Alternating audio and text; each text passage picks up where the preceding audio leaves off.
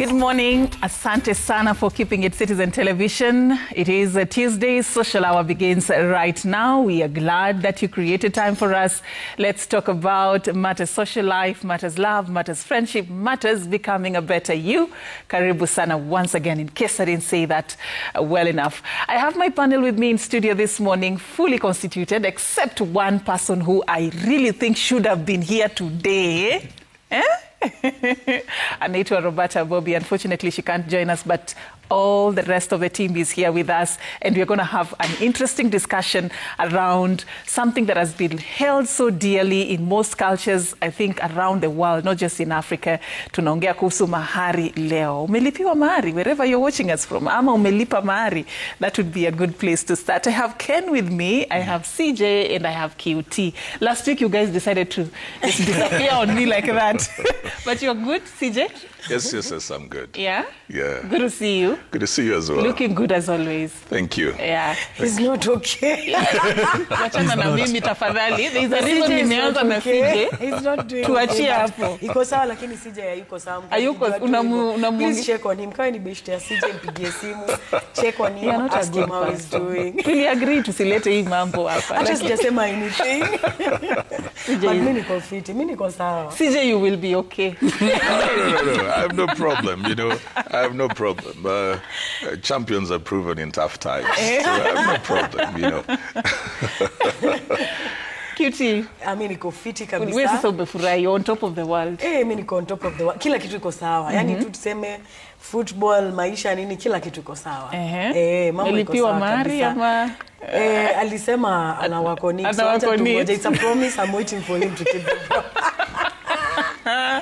Okay, Ken. Hey. Good to see you. Good to see you. Ni wiki ngapi hivi? No, moja tu. Ni moja. Okay. That shows how... there was one before, then I came, then... Good to see you. Uko sawa? Kabisa. We were mourning my bro-in-law, but died a very young man. But all will be well. Yeah. It's been a very difficult season for this country. It has been. Leo tena kuna jana tumepata very shocking news about our very celebrated gospel minister, Betty Bayo. May her soul rest in peace. Yeah. And Bishop Sulumeti of the Catholic Diocese of Kakamega. Our condolences to the diocese. Yeah.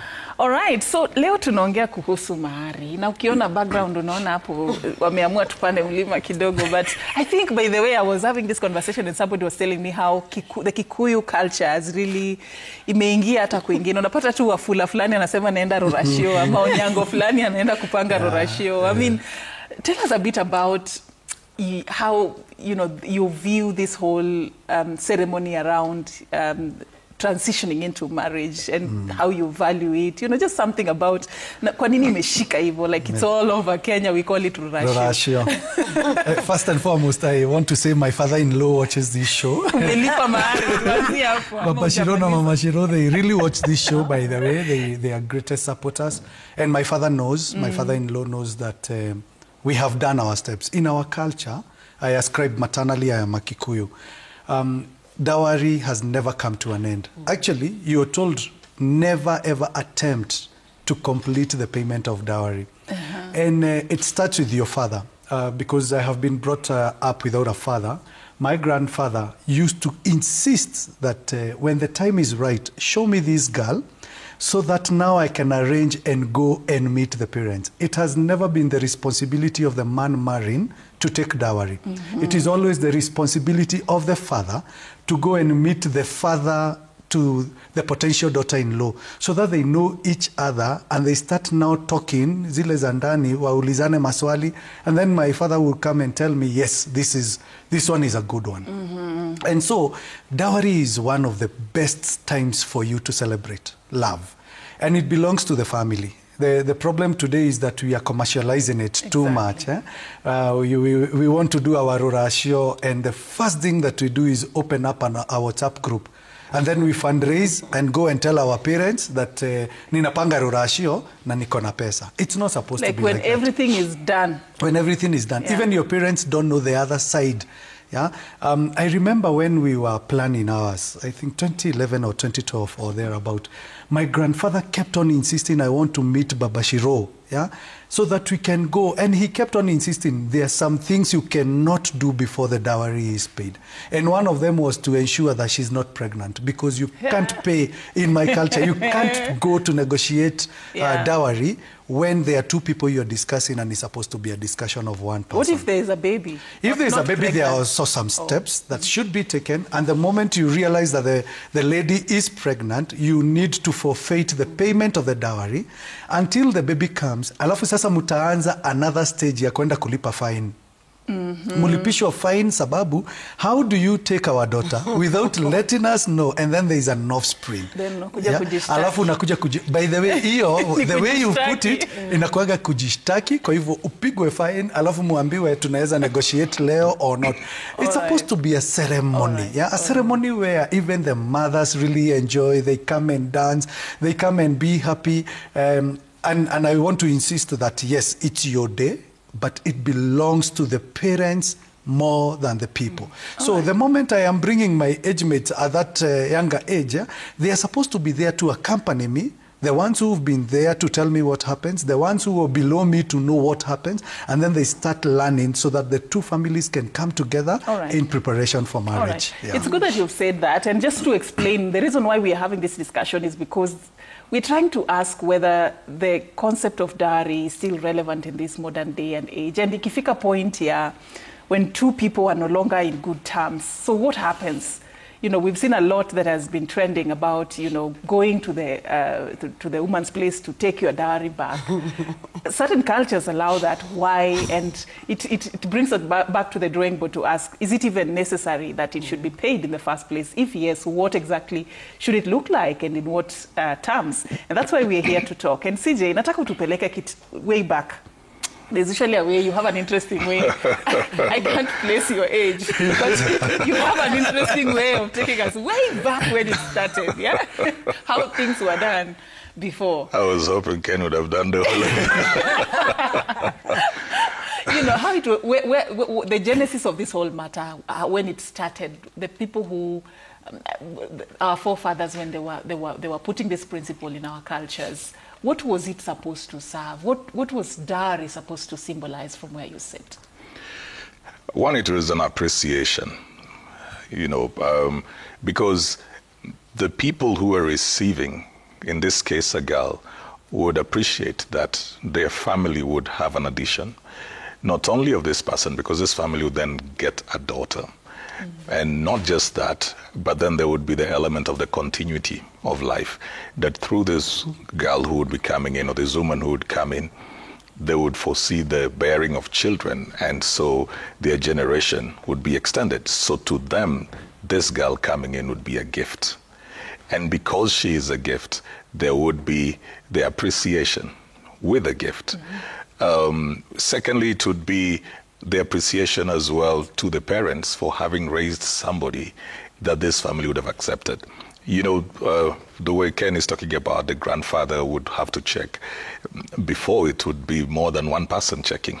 It would be a whole group of elders who would go and dig and find the family history. How are they raised? What's their culture, mannerisms, behavior? How are their women in marriage?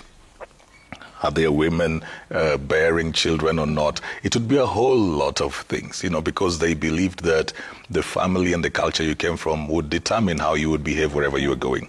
So they would be appreciating that these parents have done such a great job, that they have received somebody that they would want to have. Thirdly, I think this was not spoken much. But I think that for some people, this was also a deterrent. You know, now the element of the culture of, if this doesn't work, we take back the dowry. It wasn't supposed to be to shame the other people. It was supposed to be a deterrent, that there is a consequence to you walking out.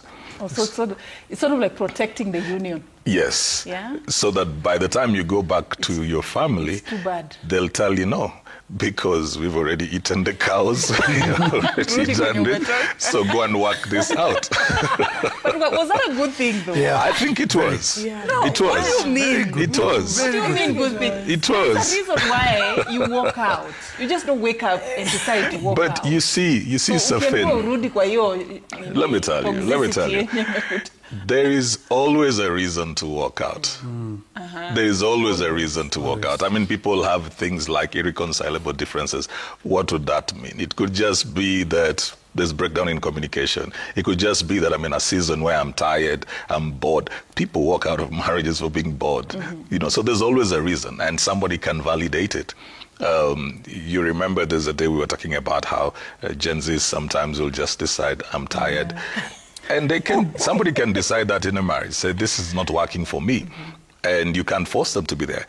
So without a consequence, sometimes you don't get people to think through the decisions that they are making. If you keep on allowing them to do that, which is what has become, you know, the Western way of thinking, then they keep on getting out 5 times, 6 times, and it's always irreconcilable differences. You never get to know what exactly are you talking about. So I think that was a good thing. But generally, it was appreciation, it was respect. It was also a way of these two families and communities joining together. This was a seal. It wasn't payment, really. You couldn't pay, but this was a seal of this union, of these families, so much so that now by the time that has happened, and that's why they would bring families together, by the time that has happened, anybody on my side would treat everybody on my wife's side as a relative. Because it's not just two people who met and started living together. It's a whole community that came together. Yeah. So that's why when this marriage goes south, the community has to the community has to come in, because we're all in here. Yeah, we started this together. We all came together, we went through the process, and you can't just decide on the street that it's no longer working for you. So we all have to come in. And I think that, Safin, I think that aspect of our culture was very beneficial, because that became the support system. That's where therapy was found. That's where, you know, matters were thrashed out, as opposed to now, I know I'm getting ahead of myself, as opposed to now where you just wake up, post, and move on. Yeah. Cutie, as he was describing what Dowry was, kidogo, I'm convinced that it was a good thing. It was a good thing, and even it was done for a good intention, and it played a very critical role. But if you look at what society has done to it today, what are your words? Siku hizi sasa, we nimekuleta huku kwa majenzi. Yeye nimempeleka akatuambia how Dowry looked like back then. Today, as we sit here, QT, how does Dowry look like? It's transactional, it's extortion, basically. Honestly, that's and the reality. time. Because you see, at the end of the day, nowadays, you will find that most marriages end at dowry. Unapata boy child amejitolea, yeye anataka kufanya rurashio, anapenda dem, anataka kufanya widow, but zile vitu zenye anaitishwa na zile vitu zenye anaambiwa, and as Ken said, rurashio haijawaisha na haitawaisha. Inakuanga kitu continuous, na hiyo ndio inafanya hata hizo families bado zinaendelea kukua one thing. Actually, that's the reason for that. Like families bado zinakuwa one thing. So unapata nowadays you'll find someone anaitishwa, yani ni kama siku hizi tumeifanya imekuwa ni do. Unajua kitambo ilikuwa tu kujeni, leteni nini, it's commercialized. Hata mtu anaitishwa mita kama 2 and you're like mita 2, where is someone supposed to get that? And then they look at your ranking, they look at what you do, the job that you do, what can you afford, what can you not afford. Uje yonanga wase wanaenda wanagonga gate, like you know that tradition of knocking the gate, mnakaishwa hapo, unaweza kataliwa, but kitambo wako haikataliwa. But nowadays, imagine machali wenye wamerudi, they are ratio because of commercialization. You understand? Like men are just like this. I cannot be able to handle this. And that that can dent a relationship. Yani, that's why nimesema marriage mingi ama relationships mob zinaishanga they are ratio. You will find that the man won't even show up. Ama chali anagongewa hapo mlango. So sometimes they say it's the lady to actually talk to the parents and be like, yo, we cannot be having this. It's either mnanipeana ama mnipeana. Unajua imefika hiyo point. And as Ken said, tradition inaenda ikiisha. Juu kitambo ilikuanga, I saw that when when my bro was doing his rurasho and all that, it was all about my dad. Actually, I didn't know, but he went to my dad. Then my dad ndio alitoa do mob, unaget. But nowadays tunafungua WhatsApp group, si ndio tunataka chali ndio sasa anatafuta hiyo mita 2 ama hiyo mita 1 ama hiyo do yote. Chali ndio anabudha kutafuta hiyo do, but it's not supposed to be like that. It's the parents, it's the dad who is supposed to actually get that.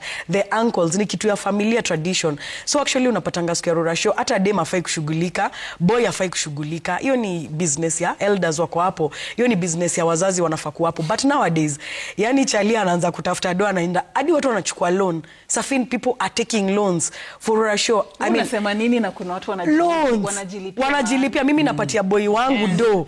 Yani mimi napatia boy wangu do. Imefika because we are desperate. Tumefika ile point, we are so desperate to make things work. So napatia boy wangu do, namwambia ni aje, wewe ndio ulipe hiyo rurasho, utanilipa baadaye. I mean, we are eroding culture. And kama ume notice, mimi sikwangi mtu so into culture so much, but story ya rurasho for me, it means that this man is respecting me. He's keeping a promise. So mimi niko team relevant. It's relevant, but we stop commercializing it. Our wazazi wa dem ndo wana playing the greatest role, because whatever it is that you ask for, ile tu kitu yenye unajua utaitisha pale, weka ukijua, hiyo ndio itadetermine like uchali venye hata ataview family. And that's why unapata even when these guys, when they in that relationship or in that marriage, utapata huyo boy atakudisrespect, atakwambia ile hata ile do yenye nililipa kwenyu. Now it's about money, unaget, inaanza kukua about do. Wewe hata niliacha mita 1. Yani mpaka unajua kitambo hakukuanga na hiyo story. Hata ungejua umelipiwa how much. It was just actually parents, they go sit down, au tu ndio watajua hata ulilipia nini. Wewe mwenyewe you didn't even know how much was paid, but right now we actually know what was paid. Tunajua ni 500,000. Boy wangu aliitishwa 500,000 na hakuweza kuilipa, akaenda akachukua loan, akaenda akauza ploti ndio apate, you know. So at this point mali imefika, wazazi wa dem ndio wanaenda wakifanya sasa, hata maboya wataki kufanya rurasho. Unasikia mtu atafanya rurasho, alafu bado kuna wedo. Please note, bado kuna wedo, bado hujalipa ile wedo. Usiseme wazazi wa dem juu, hata kwa kina huyu boy akona sisters, and these parents do the same thing to another son. I agree, but unajua sasa at this point mimi dem, so mimi naongelea perception ya, I wouldn't want my parents to actually do that to my man, because naweza feel ni kama wanani block ya blessings, ama wana block kenye uchali anaweza do. Na get na rurasho tu ni respect, because I believe for a man to actually go and pay your dowry, ana respect wazazi wako sana. Juu kuna watu wanakana watu hata 20 years. Msi hajaienda kwenyu for 20 years, umekana mtu hajaienda kwenyu. Na it's not even about the rurasho, it's just about niaje, I have your daughter, I'm living with your daughter, I'm planning to stay with her for the rest of my life. Wacha hata na wedo, scrap off the wedding and all that. It's just about, I want to stay with your daughter for the rest of my life, and I feel like it's necessary to just come and do this. Normalize hiyo story, you understand? Plus so, kuna kuanga na ile, sisi, where I come from, we have this thing of kufungua mlango. I don't know whether it is in your culture. It is. Si lazima uwe na hiyo tu. Si lazima. But just showing this lady respect. Yes, respect is very important. Enda knock. It's paramount. Ufunguliwe mlango useme ni mimi, niko na yeye. Naenda kuhustle, ntarudi. Yeah, that's very important. Shows respect. True. But Ken, I want to hear more about what you also have to say with regards to where we are at. Na imam history ya 2 million. Na tusemi ati hakuna watu wanaweza afford 2 million. Kuna watu wanaweza afford, but the pressure that comes with you know, the man being asked to bring something that he cannot afford. Hata hajaishika 500,000 in his entire life. The very first time he's asked to bring 500,000 in cash is when he's going to get to marry somebody's daughter. Ilianzia wapi? And where is it taking us? You know, sometimes I pity the men who have not paid dowry and they have a daughter whose dowry needs to be paid. Yeah? Because until you go through a process is when you can know what is supposed to happen. The culture is very defined. You know, sometimes I take my time to study African culture, and I can tell you the Bantus and the Kushites had already defined what needs to be paid when it comes to dowry. It's not supposed to be something that you wake up and decide that today tunapeleka dowry, tungoje tutaambiwa nini. Now, as a father to a daughter, I know pretty well that how much we will pay for my wife is how much I'll be paid for my daughter. It's supposed to be that linear. There is no way I'm supposed to commercialize vitu baba yangu hakuitishwa kwa kina Shiro na mimi niitishie Tasha. There is no way. Yeah? Some fathers who have expectations of my daughter is an investment will always look at, and you hear some people starting to talk, tukampeleka primary alikuwa academy, tukampeleka high school alikuwa boarding, tukampeleka university alikuwa private, ni graduate kwanza akona masters. Kabla apate master alipata masters. You start counting irrelevant things. Remember, this is your daughter and this is your son to be, and you want your children to be blessed. Actually, dowry is supposed to be a time when the parents bless the union and they say, go forth, procreate. What if their reasoning is, let me just borrow from what CJ said, and that I'm not saying this is what he said, I'm just borrowing from that you're gaining a daughter as the family of the boy. You're gaining Yes, you're gaining. You're gaining a law master's student, you know, anakuja, like, you see what I'm doing? Yeah? You're actually gaining mtu akona doctor of philosophy, you're gaining whatever it is that this chick has been also packaged. Yeah? Aren't they gaining? So their reasoning a firstborn. They don't have a first son. I'm the first son in that family also. So if my father-in-law has to be asked somewhere, do you have a son? It's you. He will say comfortably, yes.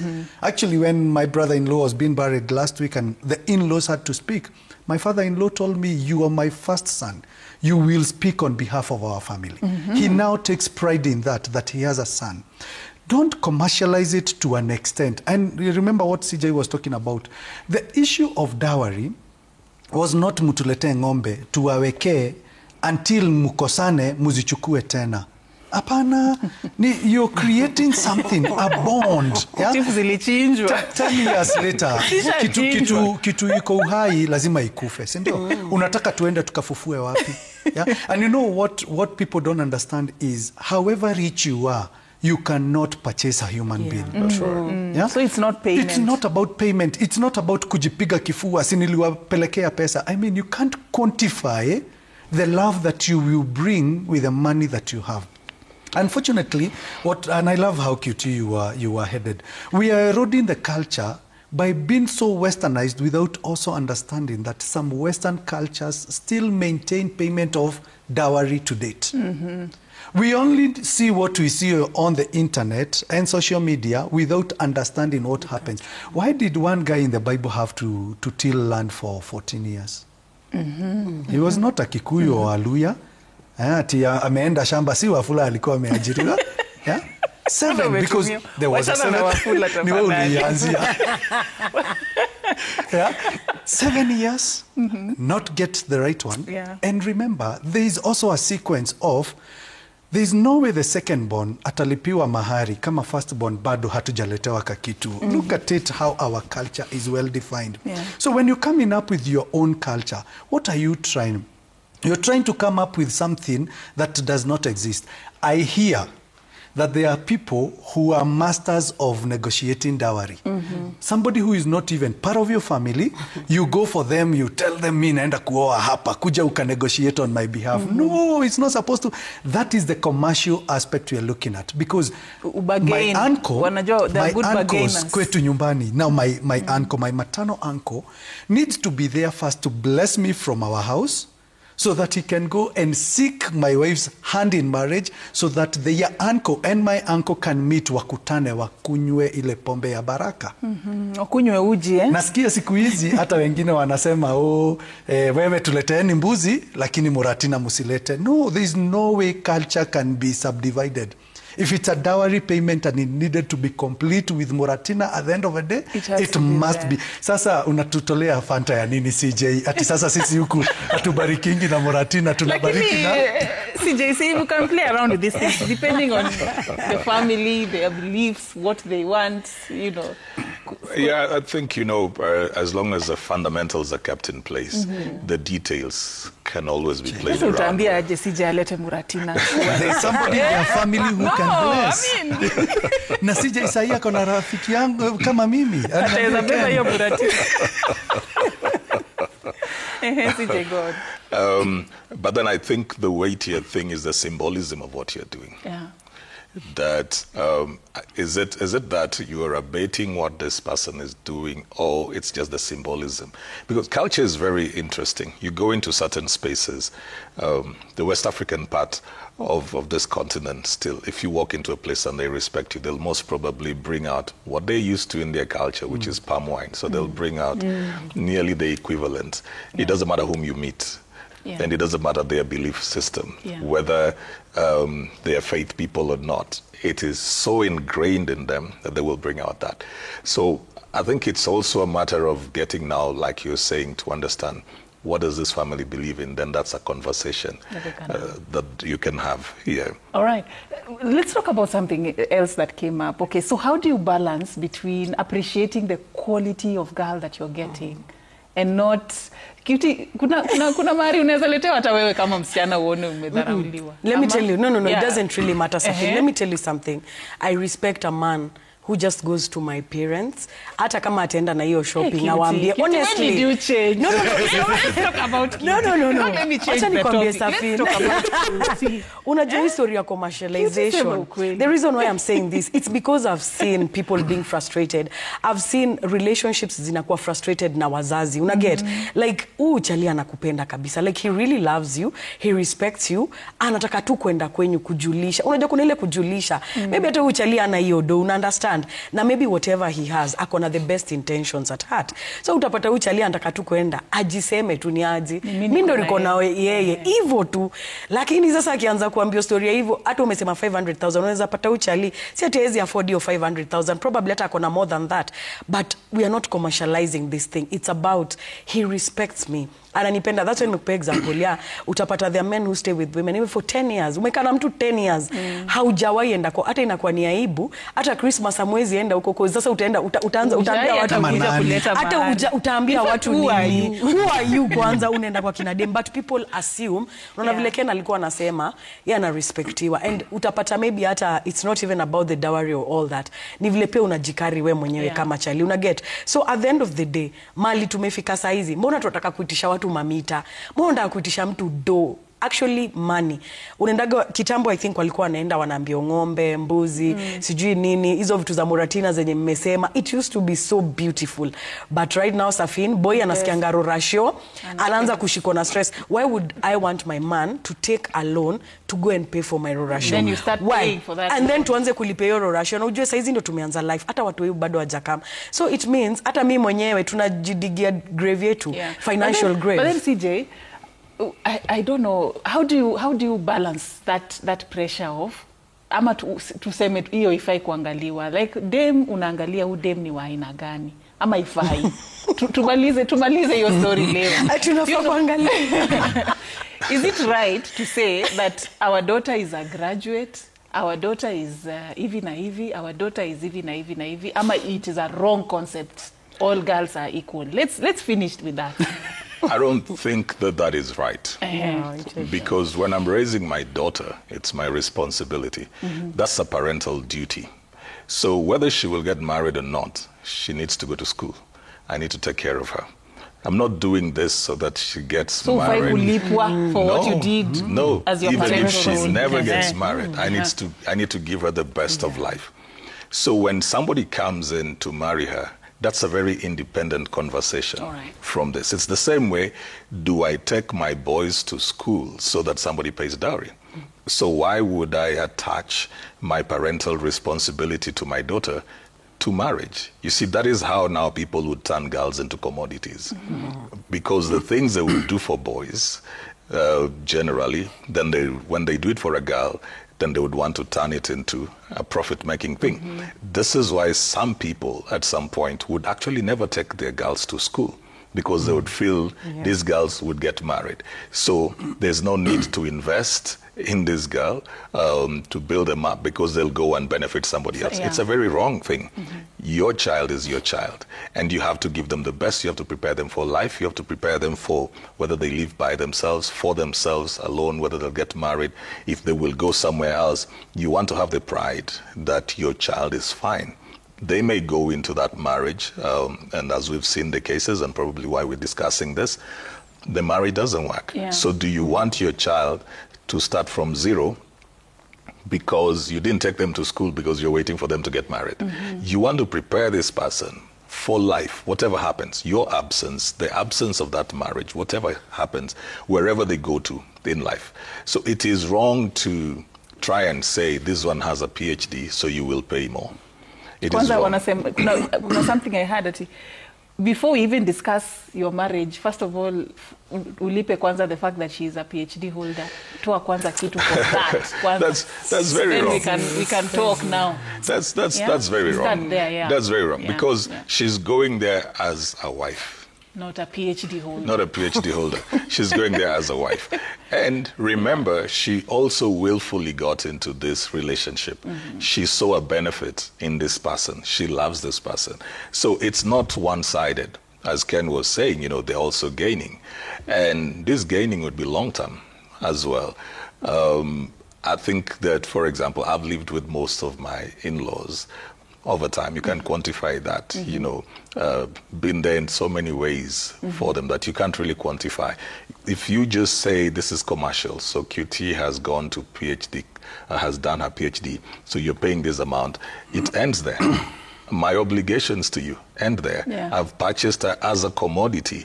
And so I've from given you there, what you asked. You sort yourself.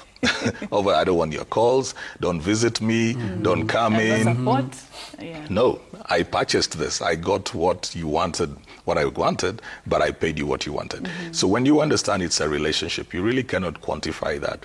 It has to be an appreciation.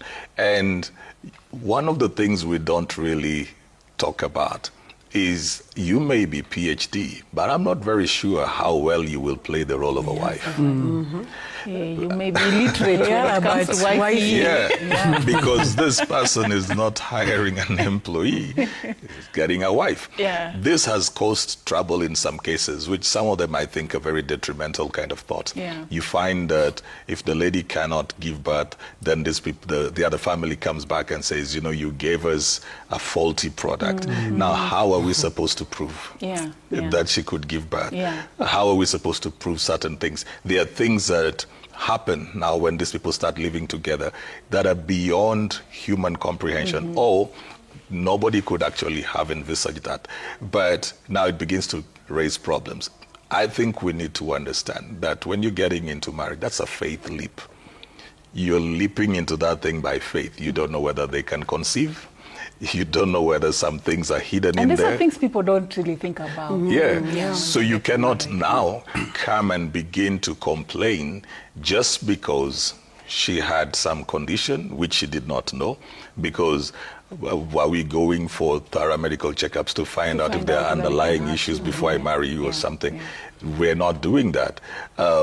So I've heard of cases, and sometimes even with the men, there was a case somewhere where the gentleman was epileptic and he tried to hide it from the lady. So when they went for their honeymoon, he did not take his pills. And then he had a fit because he didn't want the wife to get concerned about him having medication while they're there. So he tried to hide it, and then he had a fit. So even the lady now started complaining in the family, like, you didn't tell us about this. So you've got to understand that. We've got to understand marriage is a leap of faith. There are some things that cannot be proven before you get in there. So if I'm coming for you, when we say for better or for worse, people don't know what they're talking about. Can be worse. The worst can be so worse. They think worse is that you're broke for 2 days. There's some very intense situations. There's some things that would shock the core out of you in that worse. So when you're making a commitment to this person, you must think about, what if they'll never bear children? What if they have an underlying condition? What if there's something that will show up? I mean, we were talking about Betty, her passing on. I don't think when the hubby was getting her, he knew there was leukemia. These are things that happen in life. Are you going to abandon somebody for something like that? It's so crazy. We've got to get back to being human, Sophie. It comes to me, it boils down to be human. Be human. I don't think people really think about those eventualities when they're in love and up there and they're planning a wedding. In fact, not a marriage, a wedding. But you know, Yeah? we can't sit also and just hope for worse days. We also look forward to better days. Yeah? We are human beings. I thought of interjecting kidogo when CJ was talking, and you're being told that this person has a PhD. Some of the PhDs is pengine hana discipline. PhD.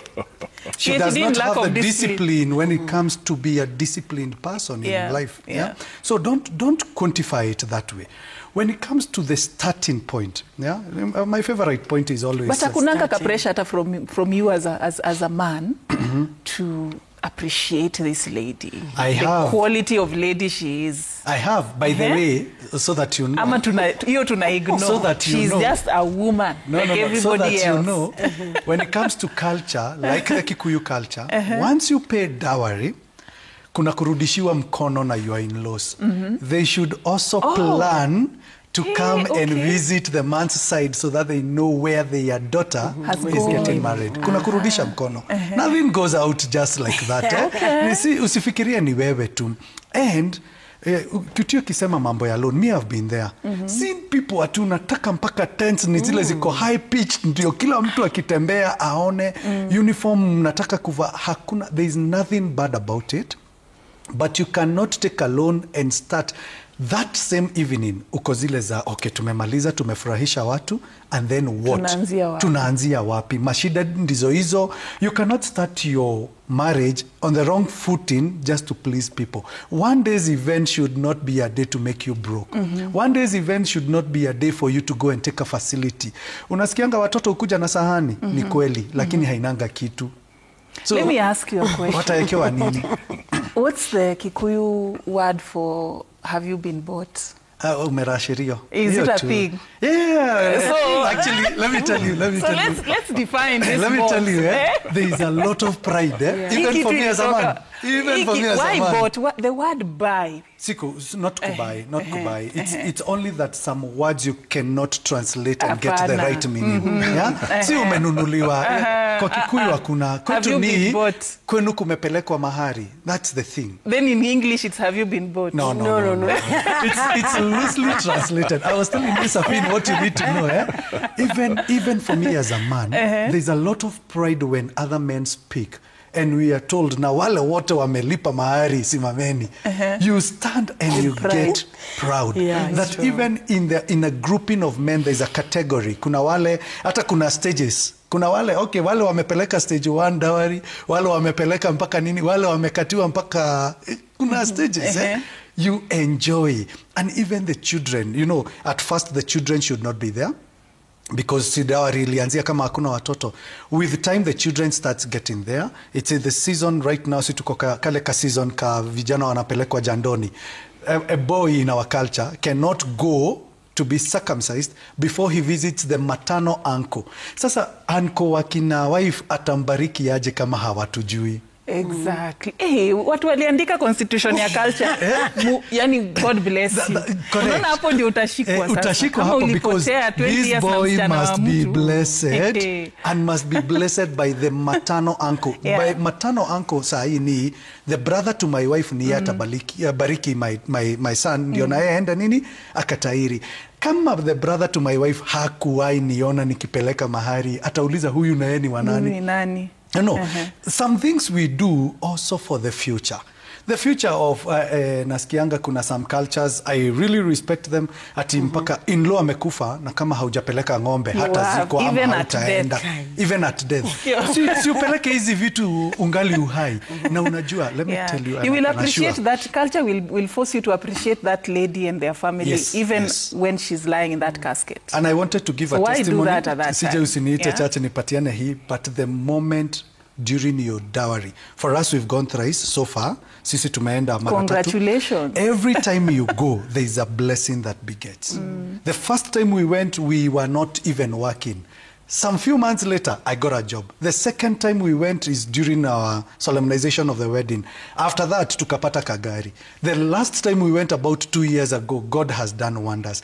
Hizo baraka watu wasizione ovyo ovyo. It is indeed true. Also, and being a Christian that I am, insist hiyo kitu. True. Being a Christian that I am. Bila kazi. Si yako, pesa si yako, si ni ya wazazi wako.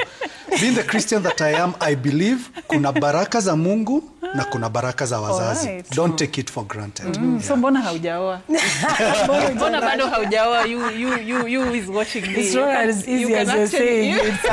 Tunangoja upate kazi, ustabilize ndio uoe. Unasikia Ken anasema you can actually go. Alienda kama hakuwa na kazi. Mimi siko kazi. But unasikia Ken anasema, alianza akisema anapiti maboi wenye hajafanya rurashio saizi. Ni kubaya. Unajua saizi ni kubaya. Same. So it's not the same as yeye enzi zao, well, it was so easy. kitambo sana. Mzazi.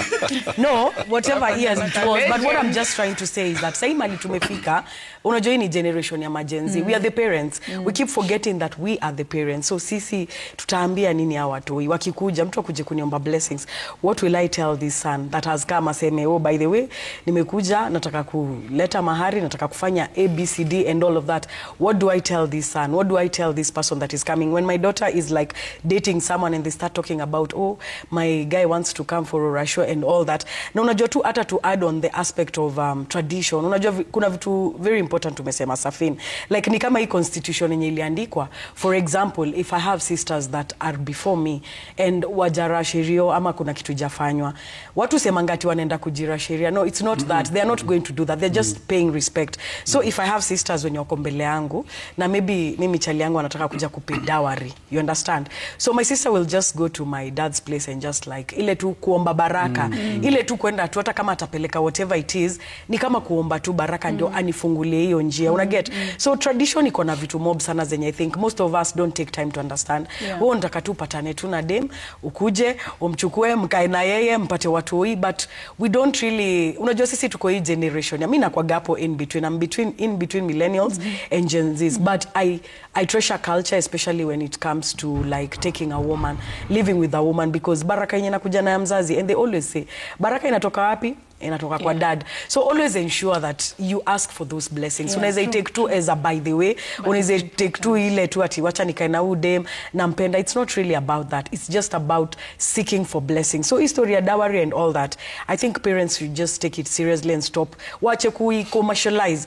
Acha kuitisha vitu zenye hata wewe mwenyewe. Unataka kumaliza poverty ya generation. Ona, hata wacha kuitisha zenye hata wewe mwenyewe kijana ndio sasa utatujengea nyumba. Unataka kuitisha vitu zenye hata this is our moment to build a house. You want to ask for things that hata wewe mwenyewe haukuwa iletewa, hata uwezi afford wewe kama mzazi. So we are blocking those blessings for our kids if we keep on commercializing these things. So wacha tu watoi wakuje wa ask for blessings, ask for whatever it is you want to ask, but don't commercialize it. Usifanye ikuwe ni big deal ati sasa ule boy ataenda aanze kujiita meeting aseme hey, uko kwenye, hata sometimes wapataga boy anaambia dem, emi uko kwenye hata siwezi rudi, wewe tukae tu pamoja. Una get? So already umeblock your blessing yenye uchali alikuwa anataka kukamkuuliza.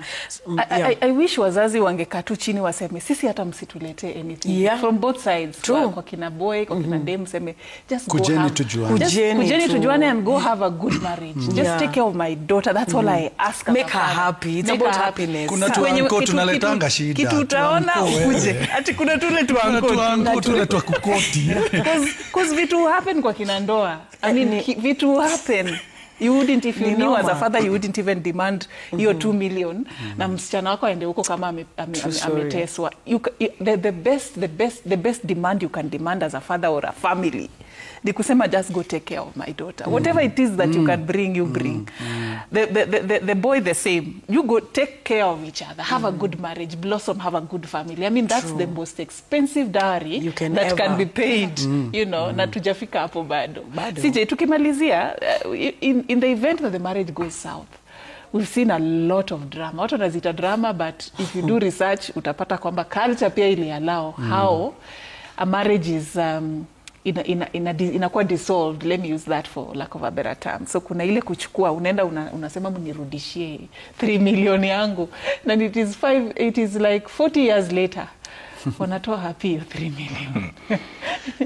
You see, I said that. Is it right to do that? We have to look at the spirit of the law and not just the letter of the law. And I said this thing was just a deterrent. It wasn't supposed to be actually a clause that you would use.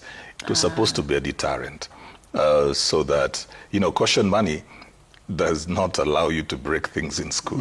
It's supposed to make you feel there's going to be a consequence so that you don't do that. Then you get your money back. Hata irudishwa. Yeah. So this was just supposed to be a deterrent so that you people can work out these things. Also, you can just wake up from wherever you are and leave, because these people will come back and engage the family, which means by the time we are talking about whether to return the dowry or not, the families are thrashing out, why exactly do you want to part ways? And so there'll be a mechanism of resolving conflict. So it was a very wise way of keeping things running, you know, because we would get to thrash out things. You realize maybe we are dealing with so much rubble, but there's only one issue. And then we get to that one issue, talk about it maybe 3 or 4 times. Then people decide to go back into their marriage and work it out. So it was supposed to be a deterrent. Where people quickly, just because the relationship has deteriorated, they quickly come in and you find these people at your father's doorstep. I think that's also disrespectful. Because even the process of bringing the dowry, it was not that rushed. It was not It rushed. was planned. And the right people process. came. Yep. Yes. Yeah. So a Done conversation should be had. And But what if, you try to be very modest in that. What if marriage hakuna kwenye inaenda, it's not working, both of you don't even want to make Still, it work? Is no. the man justified, if culture allows, to go and take back his dowry? You know, I think for me, I wouldn't. So the question is, you've bought QT a car when she was either your girlfriend or your wife. The marriage has ended. She's driven this for 4 years. Should you take it? Yeah. Depends on what type of a man. Wewe kuna watu You wanaendea understand? meno, so it depends on what type of a man you You are. understand see it? dowry. Yeah, that's exactly what I'm saying. It depends on what type of a man you are. Yeah. Because, so are you going to take back the phone you bought? Are you going to take back the experiences? That's a bit too crazy. I think when you're getting into this marriage, just give those things and know, this is what I have given. If you're a blessed person, you can always start somewhere else. And then did the 1 million you gave 10 years ago diminish you? So is it that now you are broke, you're poor? Will this 1 million really help you? No, inakuanga tu ile uchungu ya kwenda kufunza And- wale watu adabu. You know? Yeah, but your That you need it. issue is with your wife, not with the parents. Yeah. Your issue is with your wife. So you sort out your issues with your wife. Keep that respect that you had for those parents. Yeah. Because, as Ken says, his father-in-law will treat him as a son. That doesn't change, even if you move on. That doesn't change. These are still parental figures to you. That doesn't change.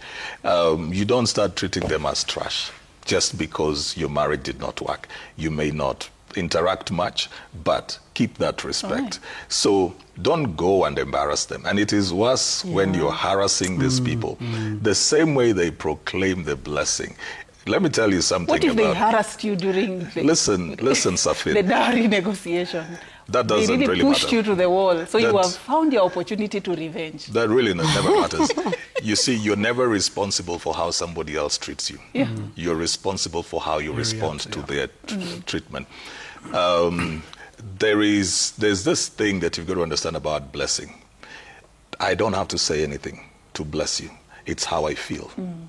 So how you make a parent feel determines whether they've blessed or cursed you. There are people who will walk in a curse without their parents having ever pronounced anything. curse, yeah. True. Because when their heart is broken for you, that is exactly where the curse comes from. So most parents never curse their children. They don't, because they love their kids. But you'll just see the struggles coming in because there's a pain and You a hurt your heaviness in their parents. heart. That's powerful, And it's CJ. the same way if the person is pleased, even if they never pronounce anything. So if I have received a blessing from QT's father, do I want to reverse that over cows that I gave? Which one should I keep? The blessing or the cows? I like that. Okay. Yeah, that's powerful. Kwanza hiyo part yenye amesema you can attract a curse without it being said. yes, yes. You can hurt your Silent. parents. You can hurt your parents, vitu zako zinaenda vibaya na unashangaa ni kwa nini. It's because you hurt your parents and you entered into that curse without knowing. Tumalizie kipindi Ken. Mimi nitasema, Would you take dowry back? No, Ama hiyo I ndio- wouldn't. I wouldn't, and God forbid, because culture also protects us to know when the differences are there. The side of my wife, she has a unit that is supposed to correct her if she's the one on the wrong, and I have a unit. And irreconcilable ones, our parents ought to come together. I don't think there is a problem. 2 of my parents, 2 of her parents, and 2 of our best couples. 6 people can fail to sort out 2 people's problem? I don't think. So for me, even if, and God forbid, we ever get there, that's not a stage I would go to. The baraka zenye anaongelelea are very important. Shida ya generation ya kina QT, especially hao wako hapo wanabariki mizinga. Watamaliza baraka za watoto. Yeah? So go for those blessings mapema. Yeah. What if kuna culture zingine pia zinasema as a lady ukitaka kurudi soko na ulishalipiwa mahari, lazima urudishe hiyo mahari. Kuna hiyo culture. So unafanya aje CJ? Huyu mtu amekataa kujia mahari yake na wewe unataka kuoga kurudi soko. What do you do? You see, in that case, it is not you going to take back. It's them. So it's not you. We were talking about if I'm going there to embarrass and harass the family. Okay. If they say that's what they want to do, and then they bring it, maybe we take it to some uncle or something. It's the same thing, as I'm saying. All what if you just brought back a gift I gave you? I didn't take it back. All right. Yeah. Hey, leo tumeongea Thank you so much. Thank you so much. QT utanisamehea, acha tumalizie tu hapo. Thank you so much for watching Daybreak this particular morning. My dad was watching, guys. Watch my dad. Wow, nice. I say hi to my father. Alishapokea zake. Thank you so much, Daddy, for watching this morning. Thank you for watching. Really appreciate your time and company. Have a lovely day and enjoy the rest of your day.